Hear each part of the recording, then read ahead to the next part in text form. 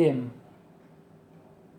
ahí tenemos un teorema que de alguna manera dice que la cantidad de funciones elípticas no es que sean pocas, pero son relativamente pocas. Dice, si f de z es elíptica, entonces existen dos funciones racionales, R1 y R2, tal que la función f de z se escribe como R1 de ρ de z más la derivada de ρ más por R2 de ρ. O sea, la f de z se escribe como una función racional en ρ y la derivada de ρ. Bueno, acá hay una observación. Si la función f de z es par, se puede tachar este miembro, y si es impar, se puede tachar este miembro, ¿no?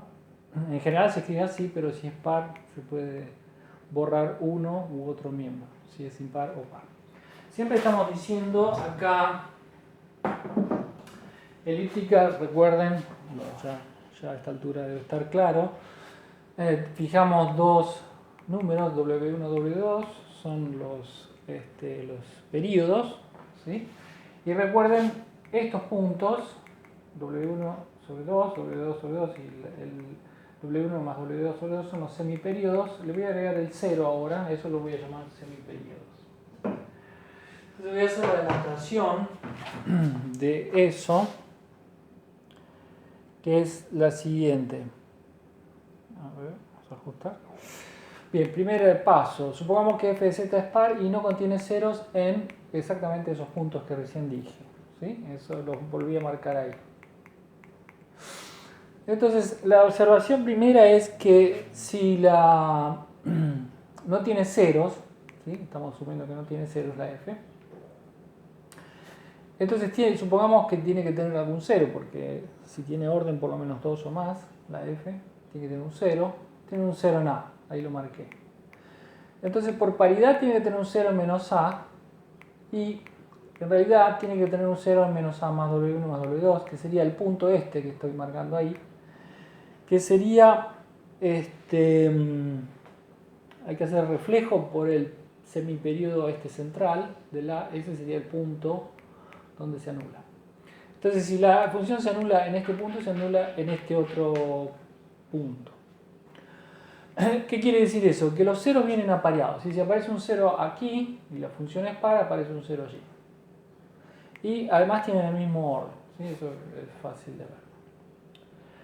Con la misma idea, si tengo un polo en A, tengo un polo en este punto, ¿sí? Y también con el mismo orden. Y ahora viene la idea 2 importante, que es, voy a mirar cómo es ρ de z menos ρ de A. A es este punto, ¿no? Y vean que, como es par, y tiene un 0 acá, tiene un 0 acá por paridad, o sea que tiene un 0 así. Y como tiene dos ceros, y esta es una función de orden 2, esos dos ceros son los únicos que tiene, ¿sí? Esos son los únicos ceros que tiene. Y acá, bueno, simplemente digo, el A no es ninguno de estos semiperiodos, ¿sí? La idea es no tocar los semiperiodos porque ahí no tengo este argumento, ¿sí? O sea que estos son todos, A y menos A, o el menos A lo veo módulo W1, W2, son los únicos ceros de esta función. Entonces supongamos otra vez que la función f de z es par y no tiene ceros ni polos en estos semiperiodos y el 0. Tomo los ceros donde la función f de z se anula y armo estos, donde se anula en A y en B, etc. Y alfa y beta corresponde al orden del 0 que tiene en A, la f, ¿sí? Esta función, que si yo la armo así, tiene los mismos ceros de f de z con la multiplicidad, ¿sí? Y el orden de esta función, uno lo puede ver, es 2 veces la suma de los exponentes. Y ese es el orden de la f. ¿Por qué? Porque esta tiene orden 2 y cada una de estas tiene orden 2. ¿Sí? Bien, y esos son los ceros de la f, con la multiplicidad son el orden de la f. O sea que el orden de la f es este número. Y también lo bueno de la forma de escribir el A de z es que solo tiene polos en z igual a 0, porque esta función tiene polos en z igual a 0. Bien, ahora, ¿qué es lo que se puede hacer? Puedo hacer exactamente lo mismo con la función f1 sobre z, exactamente lo mismo. Recuerden, la f no tenía polos ni ceros en esos semiperíodos, o sea que la 1 sobre f tampoco tiene ceros ni polos en ese semiperíodo. Por ejemplo, si f no tiene ceros en un semiperíodo, hago la inversa en el punto y no, es distinta de 0 y no tiene polos. Lo mismo con los polos. O sea, esta función es como la f en el sentido que recién lo dije, y como la inversa de una elíptica es elíptica, esta es una elíptica, y puedo hacer lo mismo con la 1 sobre f y armo una b que tiene los mismos ceros que 1 sobre f, igual que recién. ¿Sí?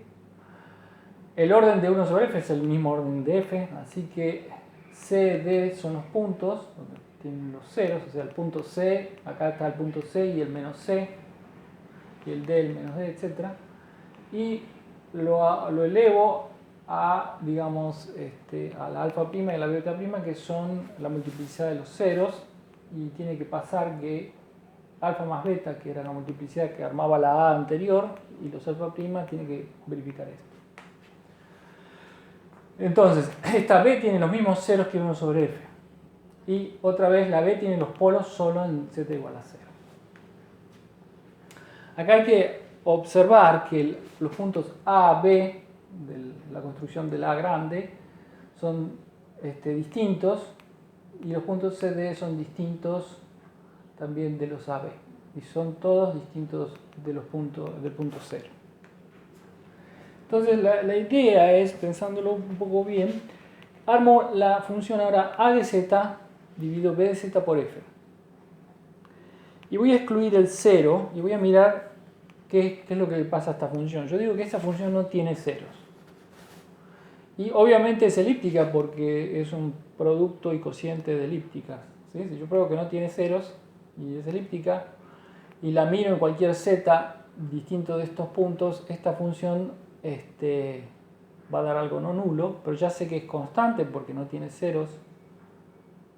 En 0 no me interesa lo que pasa, pero fuera del 0 no tiene ceros, o sea, voy a probar que es analítica fuera del 0 y no tiene ceros, así que eso no puede ser, o sea que tiene que ser constante. Y si es constante, obviamente despejo la f, la constante tiene que ser no nula, por lo que recién dije, la evalúo en un punto distinto de estos, y distinto de 0, y la f de z se puede escribir entonces como esto, y que esto sería el R1 de ρ, porque A y B estaba escrito a través de ρ. Bueno, veamos que no tiene problemas. Entonces, si yo miro un 0 de la f con el A de z en los mismos puntos de f tenían los mismos ceros, con la misma multiplicidad, así que el cociente da que esta función A de z sobre f de z no tiene un 0 en los puntos donde la f tenía ceros, que no eran el 0. Y ahí el b es una función analítica en esos puntos porque los puntos A y B y C, D son distintos. ¿Sí? Bien, así que los ceros de A de z se van con los ceros de f. Y los polos de la f, por esto que estoy diciendo, si hago b por la 1 por f, no va a tener polos. ¿Sí? O sea, si miro un punto de estos, que es donde tendría, fíjense, los ceros de 1 sobre f serían los polos de f, que son estos puntos. El producto de b por f ahí no tiene problemas, usando esto. Y son los puntos no tienen nada que ver con los puntos donde se anula la a. ¿Sí? Así que esta es una función que en esos puntos, en los puntos CD, no tiene problema y es no nula. En conclusión, en los puntos malos, que son los posibles honestos, A, B, C, D, etc., el cociente es una función buena y es una función analítica. Así que no tiene ceros y, bueno, por lo que recién dije, se tiene que escribir así. O sea que he probado el teorema en caso de que la F no tenga ceros ni polos en los 4 puntos, los semiperiodos, ¿no?, de siempre estos. ¿Sí? ¿Qué pasa si la F es una par cualquiera? Bueno, si la F es par y es cualquiera, ahí puedo encontrar dos constantes, digamos C0 y C1. Si la función se anula en uno de esos semiperiodos, obviamente le sumo un C0 y un C1, así se anula acá, agarrando el C0 distinto de C1, perdón, 1 sobre C0 distinto de, que más C1 sea distinta de 0, esto no me anula. Y si tiene un polo, se puede mover el C1 también, de modo que esto no tenga un 0. O sea, puedo elegir C0 y C1 de modo que si la F es par cualquiera y tiene algún problema en esos 4 semiperiodos, esta nueva función está en las condiciones del primero. Y por lo tanto se puede escribir toda esta función, se podría escribir así. Despejando otra vez la función de ahí, tengo que se puede escribir de esa misma manera con un R1 nuevo. ¿Sí? Así que es cierto en general. ¿Qué pasa si es impar?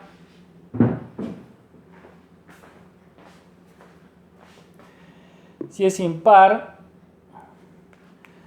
la F sobre la ρ' es par. Así que por lo anterior se puede escribir como el cociente se puede escribir como un racional 2 por ρ de z, y despejando me da eso, que es el caso que si es impar. Y si en general, si yo tengo una función elíptica cualquiera, la escribo así. Esta parte es par y esta parte es impar. Así que por lo de recién esta se escribe así y esta se escribe así. ¿Sí? Esta es... Pueden ver que esta función es elíptica. ¿Sí? Es fácil ver que es par. ¿Sí? Pero esta es elíptica. Así que bueno, eso terminaría la demostración.